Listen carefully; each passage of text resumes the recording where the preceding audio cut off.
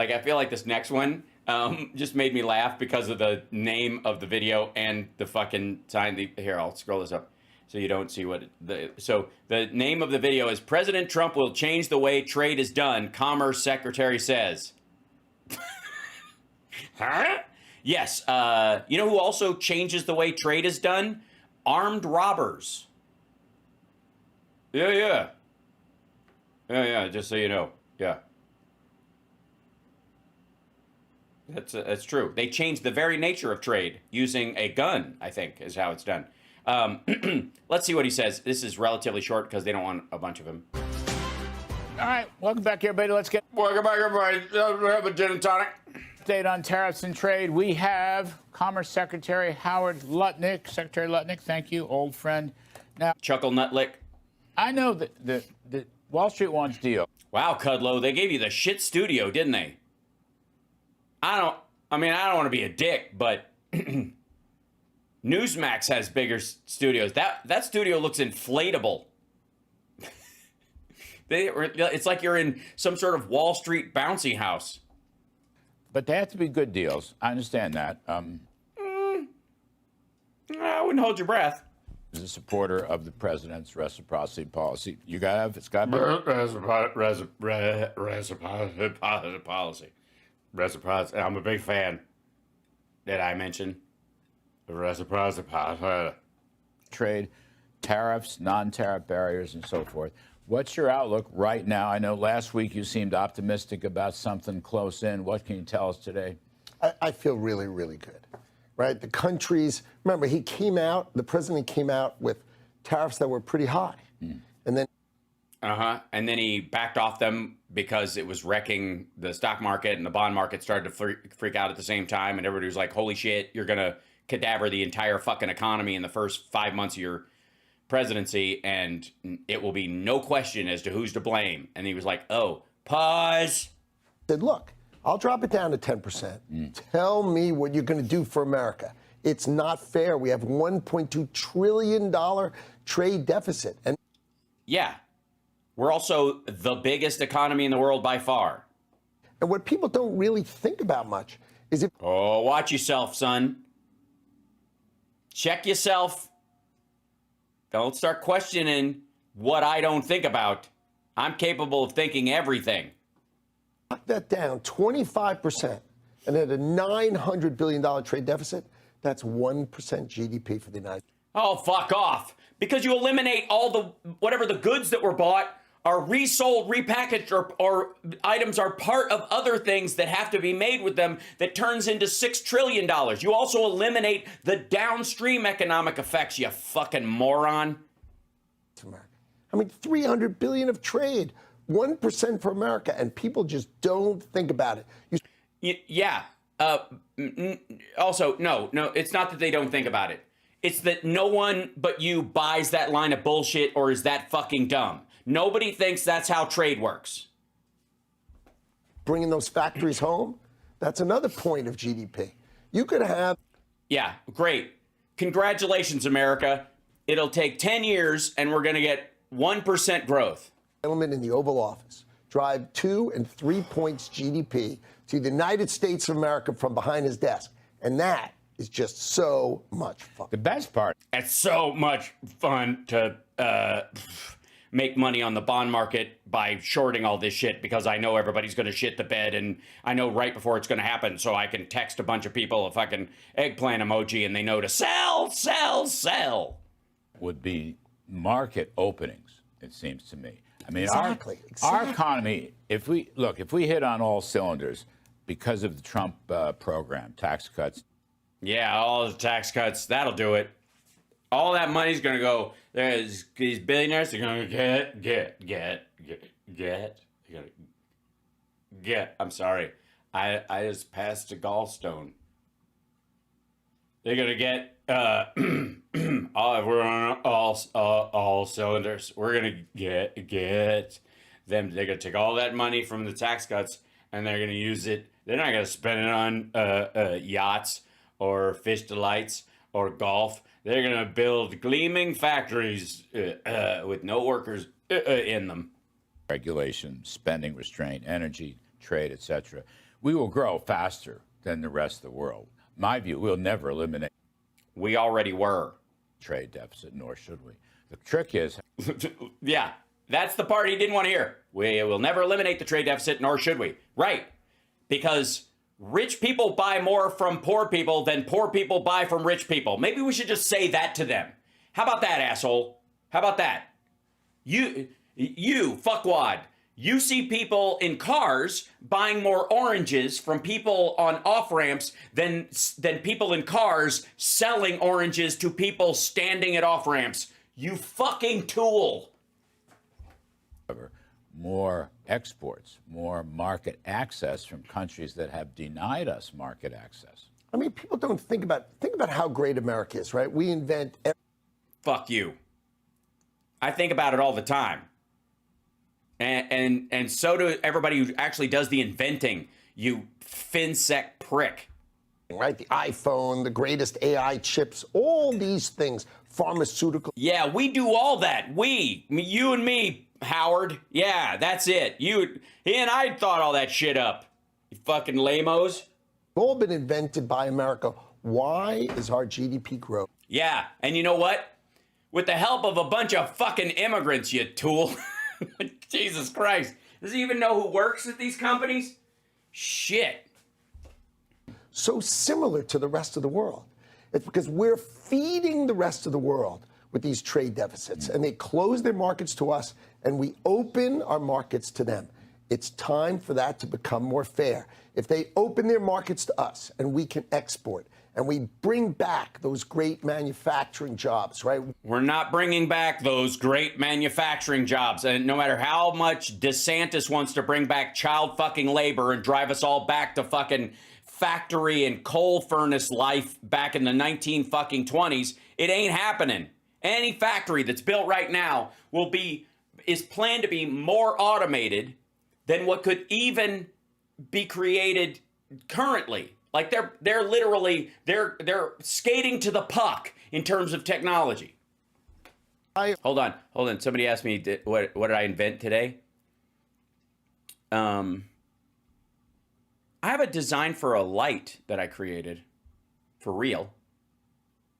It's called the Chi light. It's QI, and instead of having your lights overhead recessed, they're triangle-shaped lights that go up in the corner, and they are angled in so that it kind of does like a beveling effect on the corners of your room, because that's useless space in a room, and the diagonal lighting aspect of it would create a better lighting effect for natural light and comfort. It wouldn't be this overhang that creates a shadow, or lamps that cut across or are covered up. So I designed this idea for that. I mean, that's a thing. I made that up. I invented that. Yay me. All right. Honestly, yeah, it's a great idea. I know. So thank you very much. When I get I have a patent pending on it. I just haven't prototyped it yet. That's why I have the 3D printer and all that kind of stuff. If I ever get time, this is my like sit and design moment. So yeah. All these AI chips, why should they all be made in Taiwan? Why should they be made in America? Start building. Yeah, we settled this with the CHIPS Act, asshole. Now do T-shirts, you fucking moron. Factories in America, and you're going to start to see our Italian ties, Italian suits. Just saying. Don't get me wrong. I think the both of them are wearing shirts from England, no question. And their watches are guaranteed German or Swiss. Italian shoes, I guarantee both of them have Italian shoes. I will also say that this thing, the table might have been designed by a set maker in the United States. Both chairs are from China. Guarantee it. Basically lap all the other countries in the world because we are the creator. We are it. Who's first up? Oh, who's great on the countries. docket? Always, it's got to be a top 10 economy. If it's not a top 10 economy, it's not fun. So, of course, it's going to be a top 10 that economy. narrows it. What's that? Yeah, what's that? He's saying, he asked him who's first in making a deal, and he's like, it's got to be a top 10 one or whatever. That just sounds like Trump talking. I don't want to make a deal with fucking Burkina Faso or fucking South Africa. I need somebody with some money. The Saudis, get them in here to make a deal with me. We don't. All they sell is oil. Top 10. They also have those lovely chocolate-covered dates with the almonds inside them that I had when I was in Dubai. They sell them throughout the Middle East. I gotta say, you could. I'm just saying, you guys, if you ever decide to put down the guns and stop fighting and not be a resource economy, you could really just win the whole world over with those dates. I mean, come on. From Asia? It's like Guatemalan avocados. You know what I'm saying? Like, come on. They know what they're doing. Listen, the Asian markets are very complex, and there's a lot of talking to do, right? To get these things right. Plus, they say these weird words, and that, and Trump starts talking like them. We want your tariff on our car. Have Fords. Huh? I'm winning them over. Do a lot of talking. Now, we've only got 90 days and we only got 60 left. Mm-hmm. So these things are coming, but you got to be patient. Coming? They're not even breathing hard.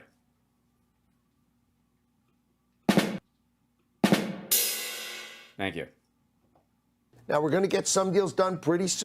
I don't know why that sound effect has to reload every time. It's annoying. The rest of them all work right out of the gate. That one gets all choppy. I like low-res WAV file and best. That's my guess. That's what I think. Yeah. The president will decide when he announces it because, remember, I'm his commerce secretary. I do the work. But the boss, and you know the boss as well as anybody in the world. I do. And this is his deal to make. But I'm told. And his deal to do. No, I appreciate that. I appreciate that. But we both know that's bullshit. Be a good deal. But I'm told, for example, India has already brought tariffs down quite a bit, on paper, to be sure. Now, they have a million regulations of non-tariff barriers, which my hunch is probably holding things up. But they... Yeah, apparently they won't... they're not buying any of our fine Kansas beef. We gotta make them. We have a food... We're getting all this long grain yellow rice from there, and they won't buy our beef. Brought their tariffs down quite a bit. Is that fair? That is fair. India's at the table really doing extraordinary things that no one else has ever done. Donald Trump will change the way trade is done. It used to be 2 years to do a little deal. Now we're doing gigantic deals in 90 days. So he's going to... Yeah, and that way, when you do them that fast on a grand scale, there's like zero loopholes, It's not even, you don't even have time for loopholes, Neil. All right. These markets in a way the markets have never been open before. He's going to help America grow in a way that it hasn't grown before. We're going to bring factories home, pharmaceuticals, autos, right? Semiconductors, those factories going to start. What is this business, too? Like, what are you, a fucking accountant now? And the Chips and Science Act dealt with bringing chips back. That was already started under Biden. Same thing with pharmaceuticals. After COVID, there was legislation passed by the House and the Senate. Biden signed it to bring in some of that manufacturing to build up that funding is already fucking there. So get the fuck out of here like you guys invented it. None of this has to do with anything. Anytime somebody brings it, we got to bring pharmaceuticals back to the United States. We got to bring chips back. Yeah, Biden already did that. It's a multi-year process. It's already in place. What are you fucking doing? And you're going to see growth in America as we build those factories. You totally are, guys. You totally are. You totally are. I know you think you're not currently, and you're like, it would make sense, actually, if there was growth right now. It seems like everything's going the other direction because this is fucking nuts. But yeah, I totally believe it. I'm so full of hope. I think that's hope. Yeah, that's hope. It was hope. And I'm telling you, this feels really, really good. I'm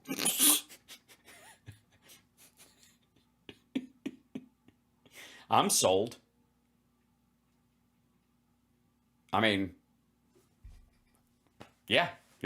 And I mean, Howard, you did it, man. Stuck the landing. You fucking nailed it. You're losing pressure. Thank you for remembering my dad's phrase. Like, this reminds me of the time I was walking down the hallway at Celebrity Duets. Let's talk Hollywood for a second. And Sebastian Bach, who was singing with me, was standing in a hallway because he had just taken a shower in the dressing room they'd given him, which nobody uses the shower there. You're already at the fucking place, whatever. And he's in a towel that's like built for a human being, but he's this big. And so it looks like he's wearing a mini skirt standing there. And he goes, dude, this is so fucking boring. So, direct quote. As you know, John Carney, the new Prime Minister of Canada, is coming to town tomorrow, if I'm not. Yes, they're bringing a tilt-a-whirl, and you're going to have elephant ears. He smells like cabbage, very small hands. Carney, sorry. John Carney is a good economist at Breitbart. So Mark Carney, whom I've met, is central banker. Are you optimistic? Can we make a deal with Canada? I think it's really complex.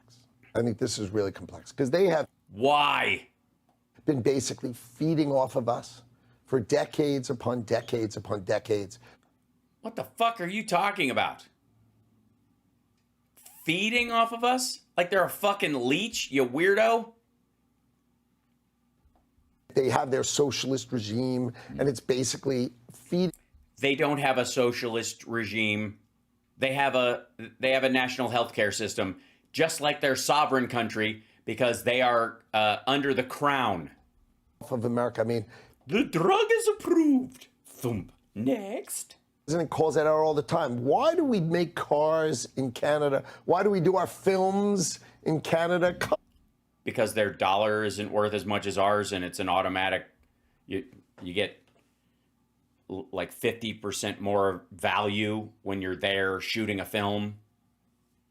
It literally, like, let's say if it would cost you that much to shoot in New York, and you shoot in Toronto, and it's 50% less to shoot in Toronto, you can spend 25% of that, a quarter of it, making everything look like New York, and in post or in the actual, in set dressing and the like, and then you save the extra money, and then you can use that to promote your film or pay the actors or So I think the president's going to have. I think it's going to be a fascinating meeting. I'm glad I'm going to be there listening, but it's going to be a fascinating meeting tomorrow. I just don't see how it works out so perfectly. But you're not going to bust up. What the fuck? Why? Honestly, I don't know where this problem with Canada came from in the abstract. I mean, we obviously know. Yes, thank you for spotting the Brain Candy reference, Jennifer. What an underrated movie. And Kelly Macon is a lovely person and is a great director. So, who runs Spotter Town? Ain't we a pair, Raggedy Man? I mean, we know that the technocracy crowd wants to take Canada, and that's what this is really about. It's the sticking point has nothing to do with trade. We're not carrying fucking Canada.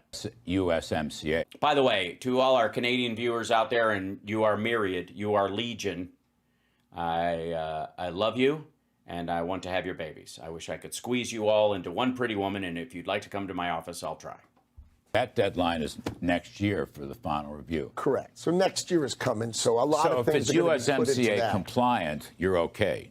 I think for now it's okay, but I think what you should expect to see is a real revisiting of USMCA. Why?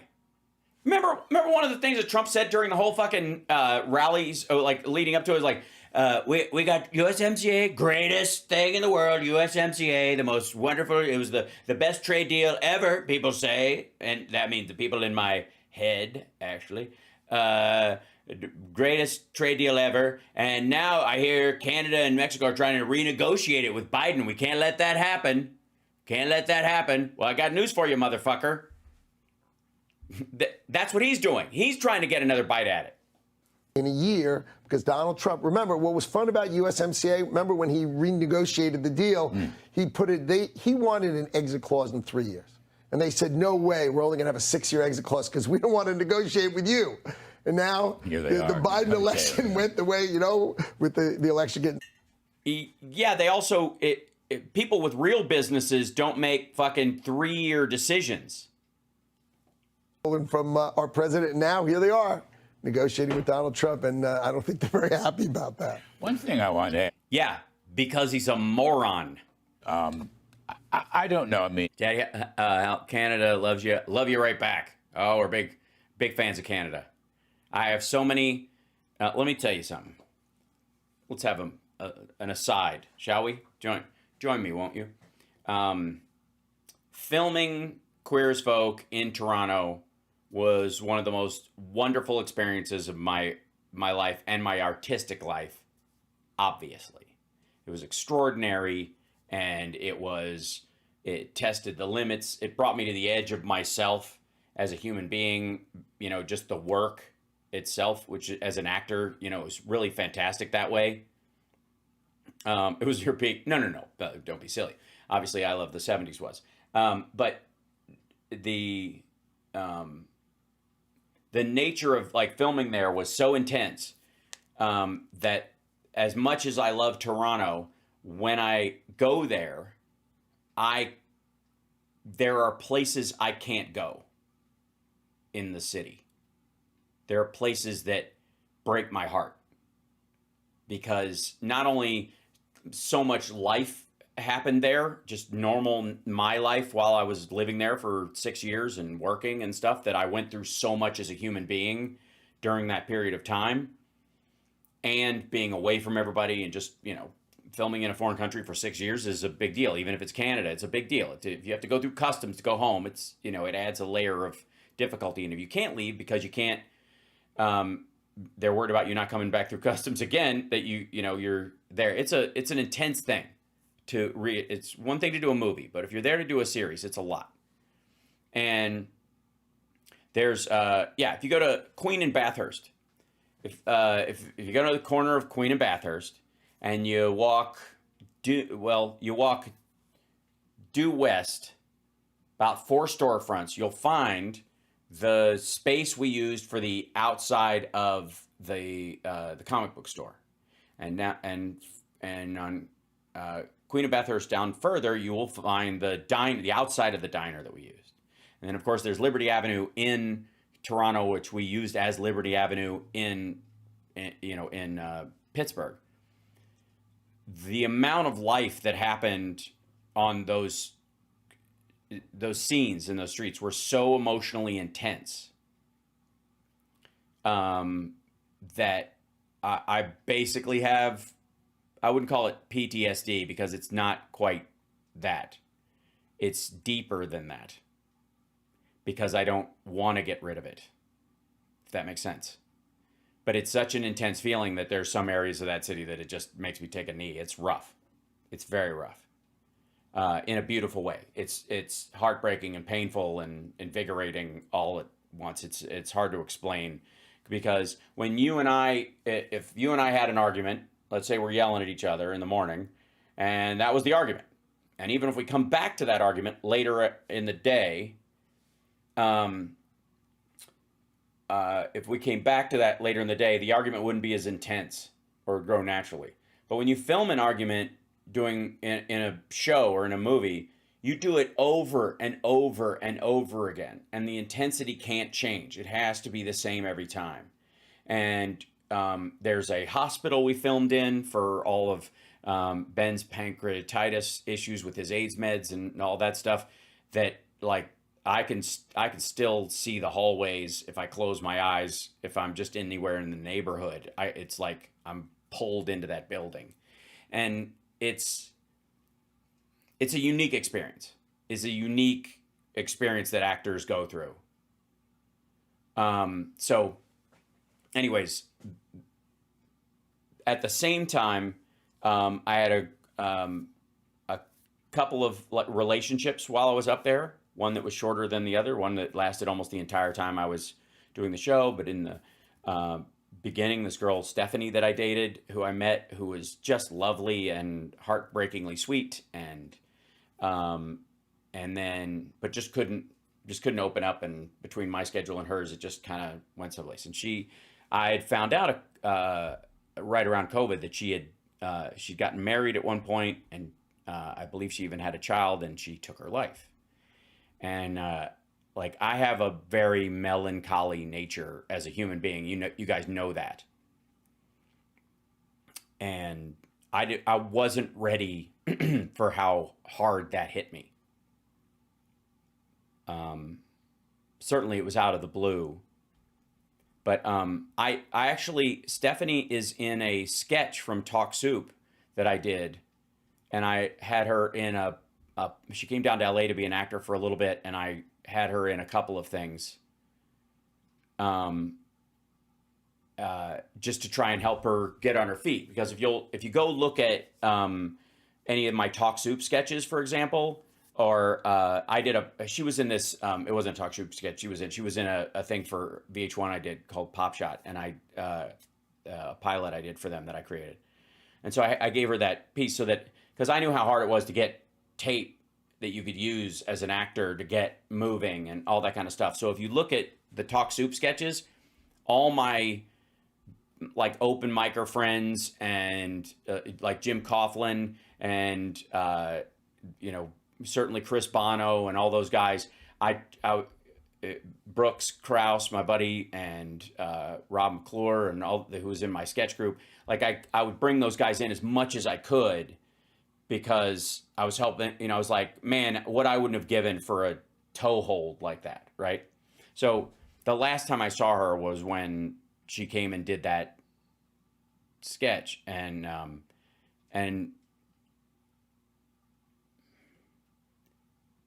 it's a testament to sort of the depth of my experience doing Queer as Folk, and how lovely the people of Toronto were, and the crew that we worked with. There was just a depth of beauty in everybody that we worked with in our production team and stuff, and the storylines we had to deal with, that I'll just never not be grateful for that. And it's not even something that comes up when people ask you about the show, like they ask you what the other actors were like or those kind of things. But every other relationship you build, maybe ones that catch you off guard, that you weren't expecting to have in that, because life happens outside and around it as well. And it doesn't take much. Here, let me show you something. Hold on.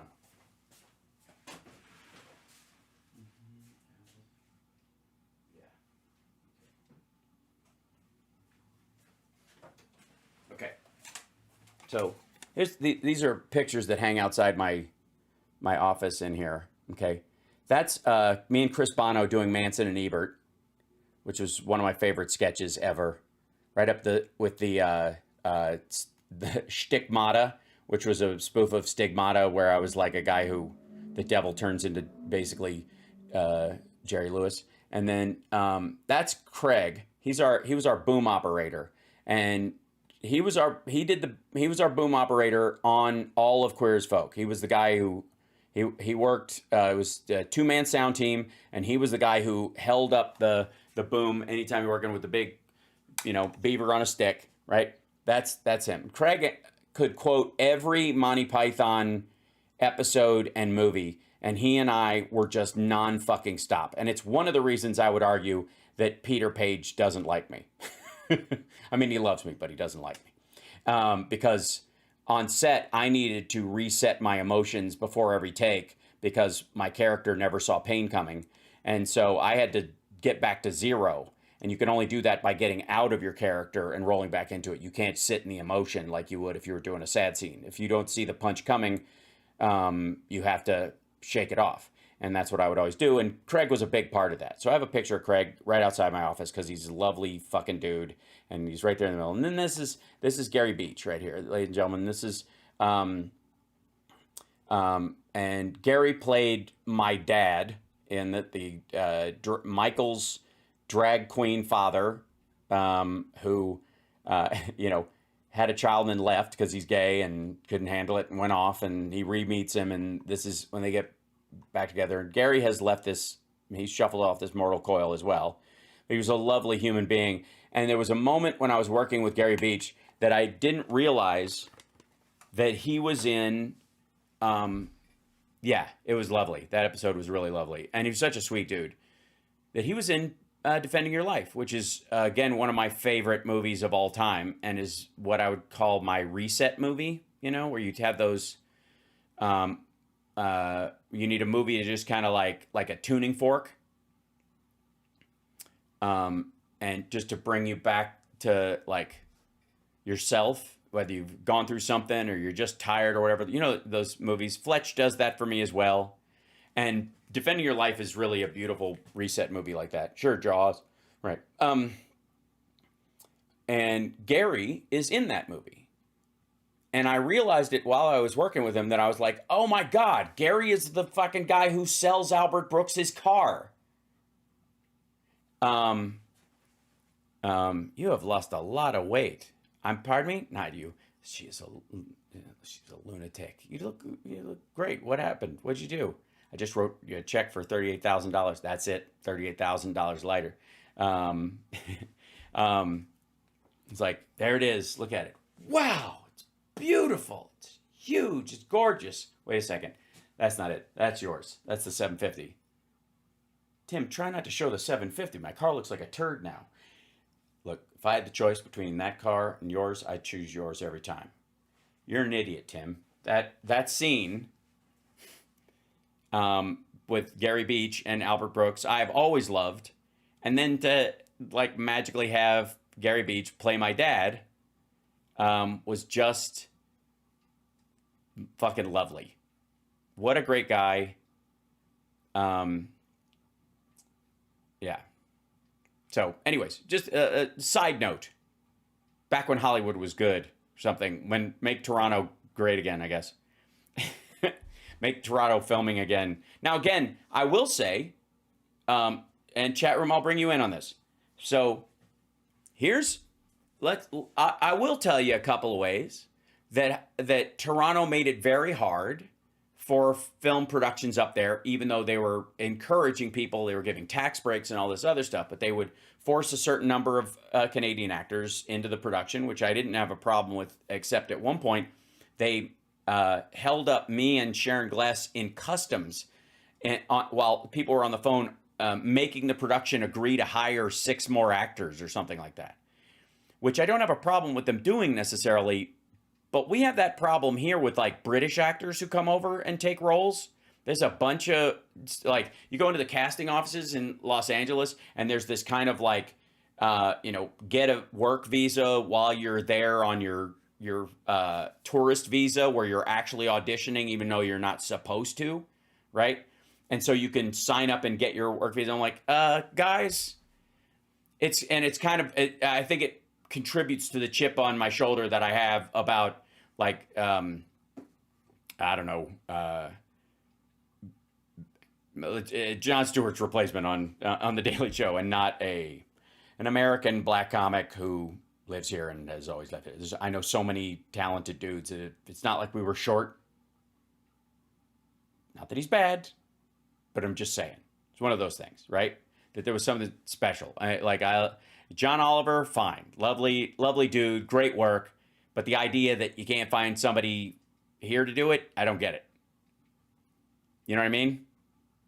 And it's impossible for an American comedian or actor to say that without it sounding just like sour grapes or jealousy or something like that. But it's genuinely everywhere. It is genuinely, yes, Roy was totally overlooked. Don't get me started. So, yeah, I didn't want to drag Trevor into this. That's why I was going to. But the point is, like, to me, the gripes you hear are real. And again, that's why I was like, there are no partisan issues. There are only partisan solutions, right? How you solve it ends up being the partisan thing. And I myself experienced that whole thing, like that. I was in the Directors Guild because of filming on Lab Rats, and I love the idea of directing. I have my own camera stuff. I shoot stuff just to teach myself. I always have, and I directed all the sketches for my sketch groups thing, and I've been working that a lot, and as a new director who really wants to get into it, you know, I was very excited to like get a new assignment and try to get on other shows. And they literally, my agent went, yeah, you're white and you're male. You're not going to get any work.